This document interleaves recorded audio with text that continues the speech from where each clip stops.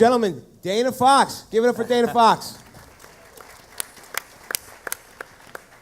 Dave, can you make sure the timer's set appropriately? Oh, boy. Sure. Dana, turn around. Your first twist is you have 7 minutes to make your opening, not 10. Great. Thank you. Good luck. Really? Good morning. My name is Dana Fox, and I have the privilege of representing the plaintiff in this case, Christine Sabala. And as you're going to hear today, Christine was a long time and hardworking, dedicated employee of the defendant in this case, SC. That was until she was summarily fired. You're not going to hear any evidence that before these events, Christine was a problem-type employee, a problem child, no prior complaints, no disciplinary action. She had been a model employee. But what happened was Christine innocently got sucked into a game that was going on among the 6 men who ran SC, a little inside joke that was going on. And as a result of her getting sucked into this game that they were playing, a good woman lost her job. This case is about 4 things. This case is about a fraternity-type prank being done by these 6 males running this company, their little inside game that resulted in Christine losing her job. This is about a cover-up after this got exposed by the chief information officer of the company, Mr. Stanhope. This is about your opportunity, your obligation as jurors to right that wrong and tell these men, you know, when you play these little games in your company and innocent people get caught up in it and they lose their livelihoods and their jobs, you can't get away with it. Now, what was this all about? Christine became aware of a program that SC was involved in through a series of emails called SEED. In short, it was a propaganda program that SEED was working on with the government to infiltrate social media and to play mind games with all of us, to get us to distort our thought processes about important things like going to war and social programs. The only problem here was Christine did not know that this was all a joke. It was an inside joke that these 6 guys had dreamed up together to have chuckles and laughs among themselves. Christine had every reason to believe it was serious. She was upset that her company was doing this. She was more upset as an American that her government was using social media to infiltrate and play mind games with Americans. She did the right thing. She spoke up, she blew the whistle, she sent these emails onto the internet so we as Americans would know what was going on and what our government was doing. This program also favored certain employees in the company. It gave them favored treatment, more salary, more perks, more vacations. That bothered her, and she wanted her fellow employees to know that the company was not playing it straight with the employees. How did she get access to these emails? The CIO, Mr. Stanhope, allowed Christine personal access to his personal computer. No other employee you're going to hear had any access to his computer other than Christine. Now, why her? Because for the past year before this, he was sleeping with Christine. He was a married man, he was having an affair with Christine, and he gave her this personal access to his computer. He was superior to her, he was over her as terms of a boss, they were having an affair, and she allowed him access to her access to his computer. By the way, not surprisingly, I guarantee you Mr. Stanhope's going to come in here and deny an affair. He's going to say it didn't happen.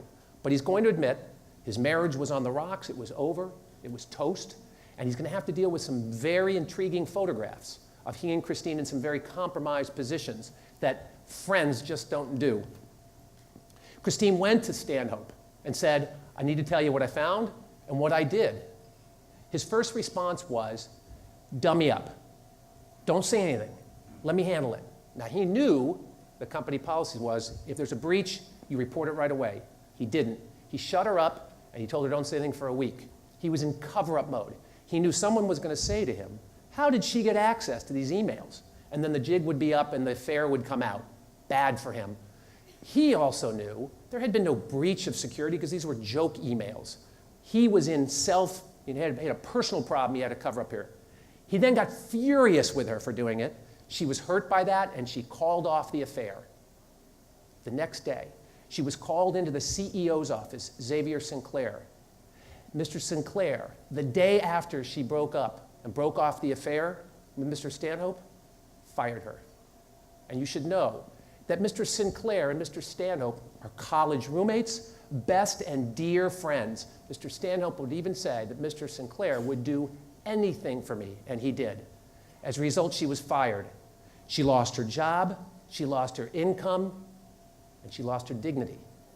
And in this economy, you can imagine how difficult it has been for her to find a replacement job. So, this is your chance to correct a wrong, to remedy an injustice, to try to restore some of Christine's dignity and pride. And more importantly, it's to say to men like this that run a company, that play with their employees, you can't do this. You can't toy with people and ruin their lives. Thank you very much. Ladies and gentlemen, Fran Morrison from Axe and Veltro. Give him a warm welcome. Hey, wait, Fran. We're just getting our adjustments here to running a game show, if you will, and there was a twist. And the twist was, originally you were to prepare for a 10-minute opening, and the attendees have selected a twist where you're going to have to now shrink it down to 7 minutes. Wow, you're generous. Best of You're luck. very generous, but I'm grateful. Don't fire us. You guys said that last night. Good morning. Good morning. This is a case about a valuable employee who was fired after she ended an affair with her boss, and because she ended that affair.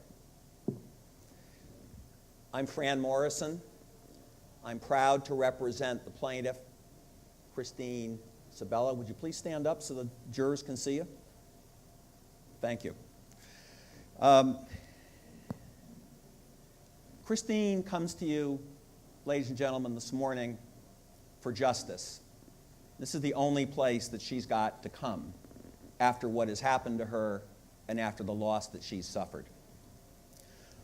I'm not going to tell you that she's an angel, but you will hear that she tried to do the right thing all the time.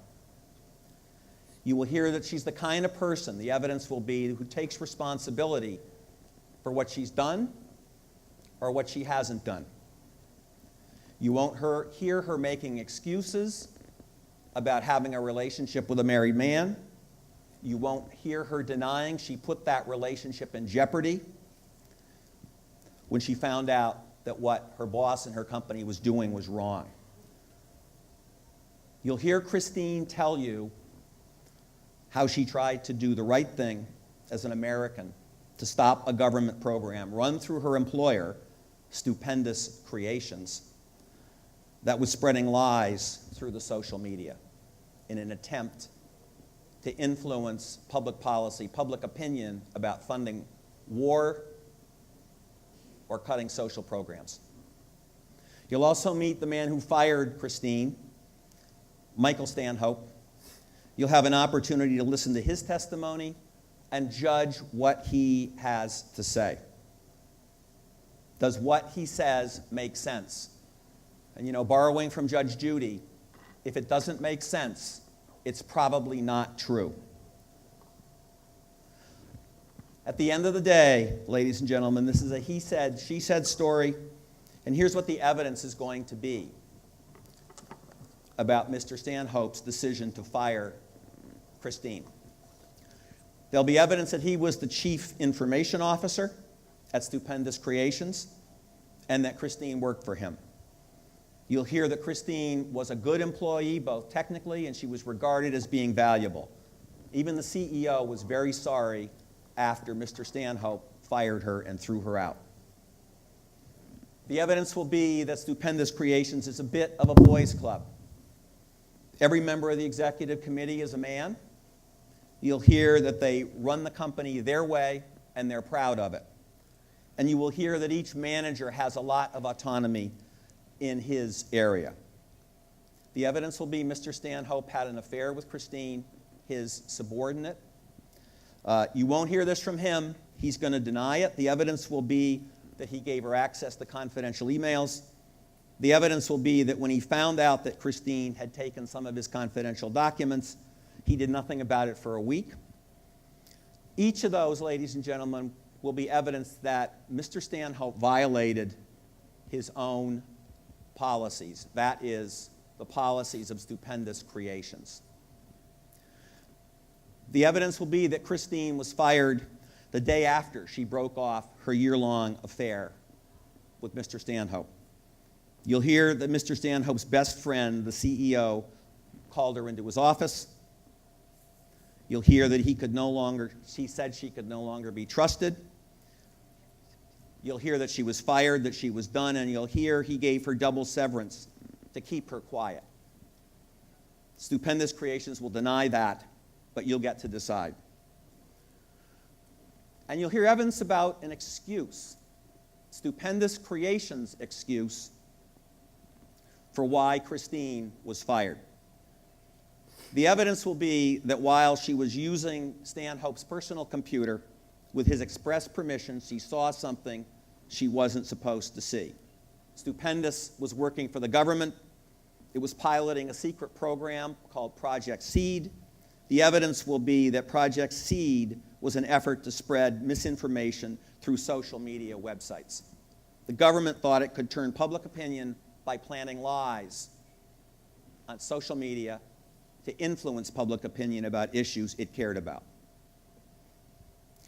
You'll hear, ladies and gentlemen, that Christine did the right thing when she found out about Project Seed. She told the world about it, something she had the right as an American to do, to protect the American people from lies and misinformation. Mr. Stanhope is going to tell you, ladies and gentlemen, that he fired Christine for posting information about Project Seed on the internet. He's also going to tell you that Project Seed never existed. He's going to tell you that his own emails about it were a joke. He's going to tell you he was playing a joke on his boss, the CEO, by pretending that Stupendous was involved in this project. What he won't be able to tell you how, though, ladies and gentlemen, is how an email about a joke that didn't exist could be confidential.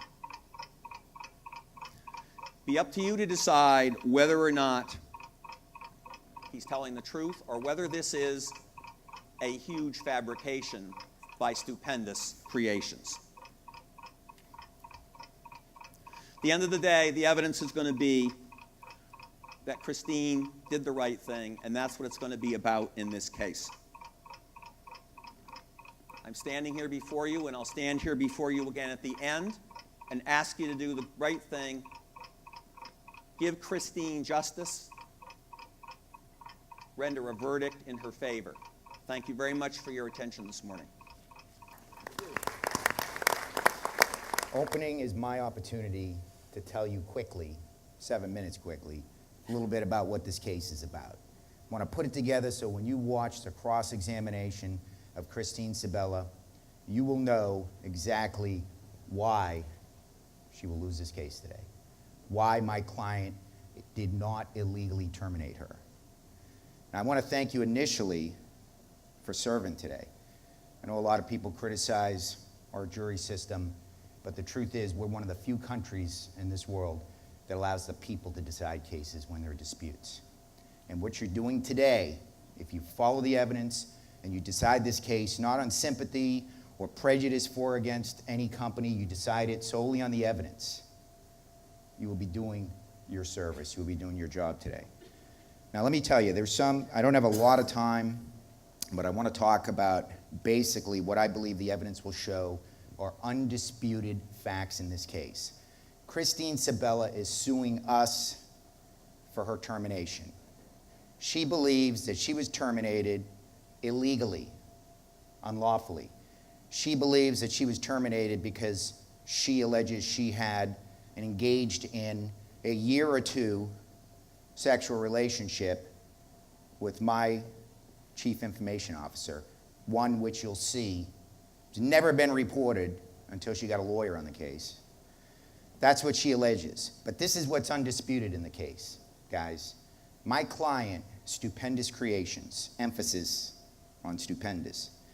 My client works with the government and does different types of programs, advertising, web programs.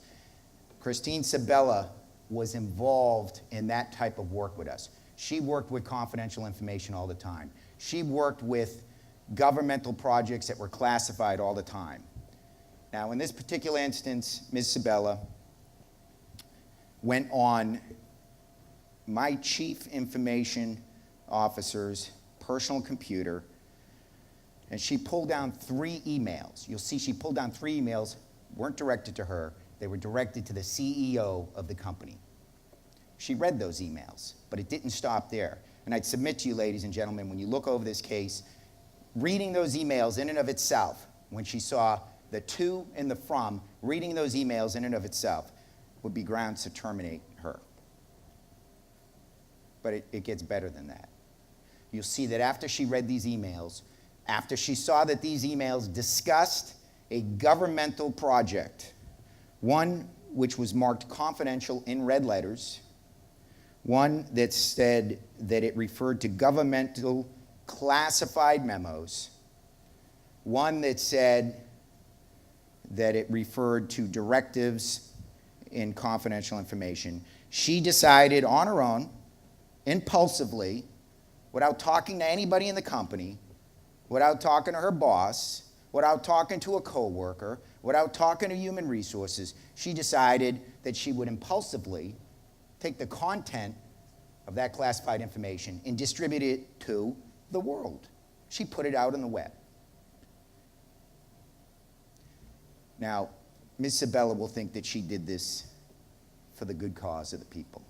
But I submit to you, ladies and gentlemen, the evidence won't show that at all. The evidence will show that she acted impulsively and, unfortunately, to her demise.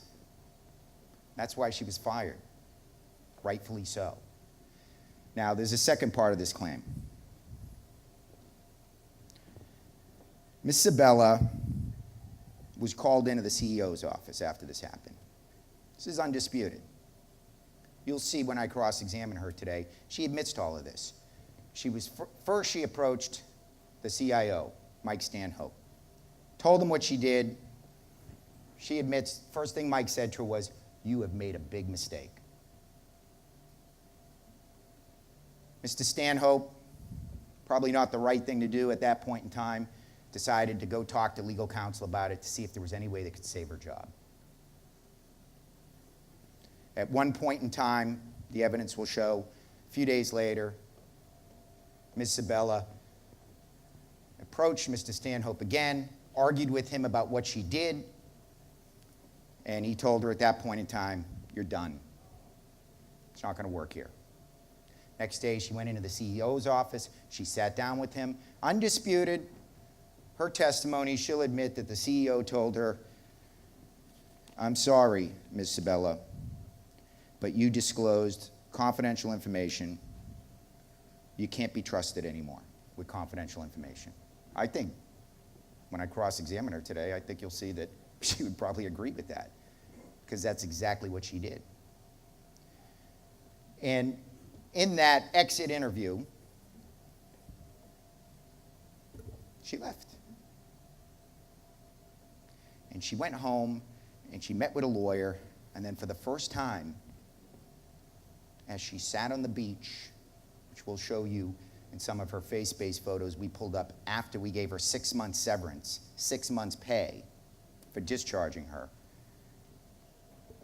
She went and found a lawyer and came back and came up with this theory now that she's been fired because Mike Stanhope had sexual relations with her, and she ended that relationship coincidentally around the same time that she hacked his email and disseminated confidential information to the public at large.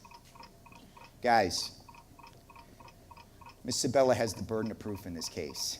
She sued us. She wants money, okay?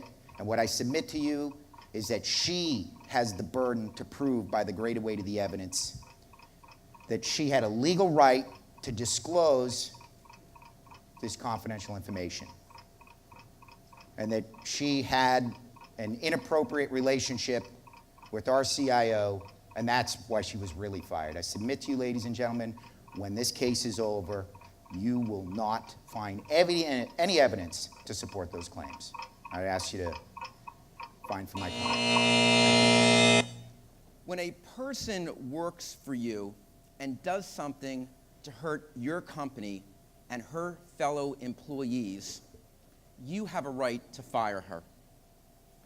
Employees have a right to express their personal opinions about what they find important to whomever they choose on their time. But when they work for a company who has rules about what you can say and about what you work on, you just can't break the rules and then complain about getting caught. Stupendous Creations is a computer production company that I represent. We're right here in Atlantic City. We hire folks from Atlantic City. We're proud of the place that we work in. When we hire employees, we explain to them what the company rules are. They are no secret. Do your job, treat everybody with respect, put in a fair days of work, get a fair pay. Don't disclose confidential information about your job. Do what you want on your time. However, if you work for us, don't disclose your information about our clients. We work on sensitive and oftentimes confidential matters for clients. Our clients expect our confidentiality. If our customers' documents and information gets leaked to the public before they wanted to, thousands of dollars of research and time goes down the drain. People lose their jobs.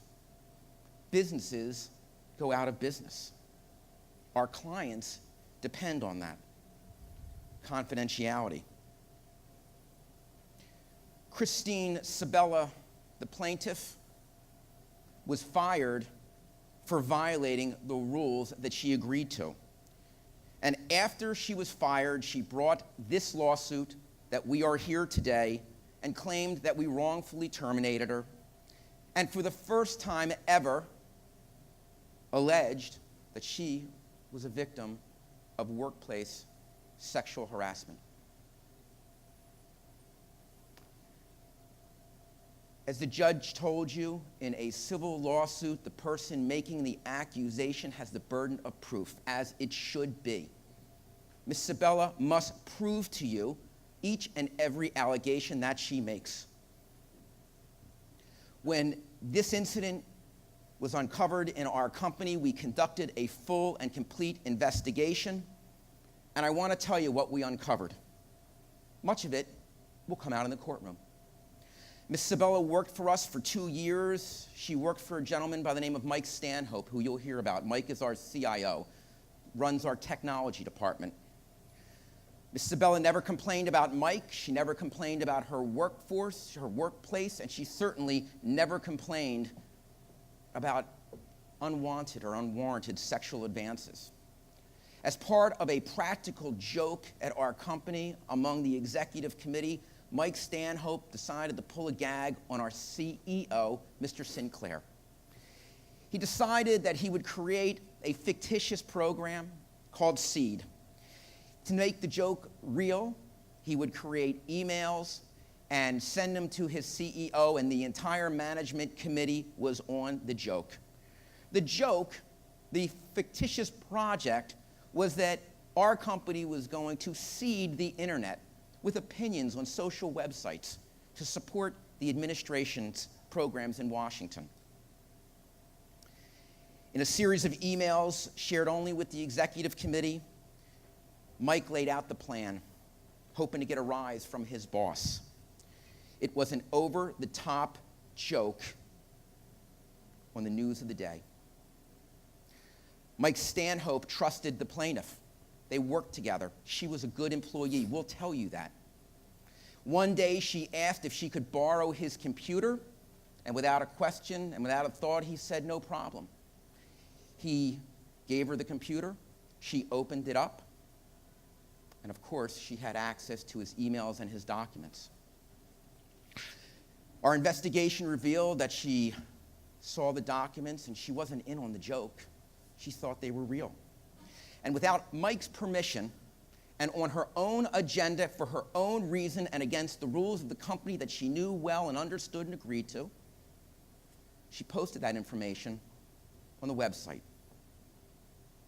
She's investigated it. She admitted it to our investigators, and I expect she'll admit it in this courtroom to this jury because she's admitted it in pretrial deposition testimony. She told us, and I expect that she'll tell you, that she knew the release was problematic for the company. After plaintiff was fired, she filed suit alleging wrongful termination and for the first time sexual harassment. In an attempt to justify her own deeds, she has come to the courtroom and said that we've attempted to suppress her opinions. This is not a case about suppression of opinions. This is a case, as the evidence will show you, about breach of confidence. We're not the government. Constitutional rights afforded to people from the government are different than the rights afforded by a private business. This is not a case about suppression. This is a case about deception. This is a case about a breach of trust. The evidence will show that we fired her because she released information which she knew and understood was confidential, and it hurt our company. She alleges that she had a relationship with Mike Stanfield. Mike Stanhope will tell you he was going to come into this courtroom that he never had a sexual relationship with her, and she has not produced one stitch of evidence, not an affidavit, not a witness yet, or anyone to substantiate those allegations. We're here to defend our company and our staff. Thank you. Thank you. But it's important, especially as an in-house lawyer, I'll tell you, it's mock juries, it's mediation, presentations, things you might discount, which is where we are evaluating our own lawyers and our own case. And so the lawyer who says, well, I don't really want to, let's waive opening statements at a mediation, I don't like that, just as a little free feedback. I want a lawyer who's ready to perform and show the other side or show me how strong my case is. And similarly, I want someone on the other side, if it's a mock jury, that's not just tanking it. You know, I want a fair, hard fight. But seriously, all four of you did a great job. And I wouldn't mind giving them a round of applause, because that was really terrific, I thought. And the best part of yours that I liked a lot was you did a rhetorical flourish at one point with a series of withouts, without talking to her boss, without talking to her coworker, I thought that was really effective, really strong, and it seemed kind of build to a nice crescendo, so I liked that. Guys, it was a great performance, and I think performance is key because, you know, as judges squeeze us down and don't allow us to do a whole lot more anymore, and it seems like, and don't get to create that relationship. Sometimes in some courts, this is your first place to perform and create that relationship. I thought you guys did a good job. Dana, I was wondering if you were going to come after the guy, the clock guy. What's that fool doing for 7 minutes? And you stare. You're the only one that didn't know kind of right when you walked out. So you're kind of staring at that thing going, this dude's, yes. It was good. So, I was mic'd. I couldn't say what I wanted to say. I know. I kept it quiet. So I like the way you do say, you know, you do the right thing, and then you put the jury into, you know, their service and stuff and say, hey, you got to do the right thing. She did the right thing. Now you got to do the right thing. I like that. Dan, good job of setting the stage. Again, you told them to do their job and fulfill their service. And then the other thing you talked about is she's suing us. And I like that. I mean, I'm on their side. I'm them. You know, because if you get them to like you, they might find for you whether or not they like that other guy who had the affair and was cheating and all those other things. They maybe don't need to need them. If they like you enough, you win. And I'm your gladiator. I'm there. I really, really like that. Ted talked about whether or not this type of action hurts their fellow employees, because that jury kind of becomes a group and a family and a cohesive group over time, depending on how long they're together. And I think you did a nice job of setting that up and said, hey, this just isn't about those two guys sitting there. This is about, there are other people and the implications of other people. I think they can relate to that. So, excellent job, great performance, really good. Yeah, I mean, a lot of what's already been said are similar to the comments I have as well. First of all, I thought you guys all did an excellent job. And one of the things that surprisingly you don't always see in trial attorneys is all four of you were very clear, concise, easy to understand, did a nice job of presenting the information. Surprisingly, I've been to several trials where during openings or during the course of the trial, counsel is not as articulate and doesn't do as an effective job as you guys all did in presenting. So that was all very excellent, and I think you guys did a great job. One of the things I particularly look for is how you relate to the jury, and I think you guys all did a really nice job with trying to, present the case in a way where you could relate to the specific jury members, something that they could either sort of relate to the plaintiff or the defense, depending on which side of the table you guys were presenting the case upon. Let's see, specific comments that I had were, Dana, first of all, you had the one comment about the economy and sort of taking it back to, something that the jury members could relate to. It's not a great economy and she's going to have a hard time finding a job or recovering from this sort of, impact of what's taking place. That was very nice.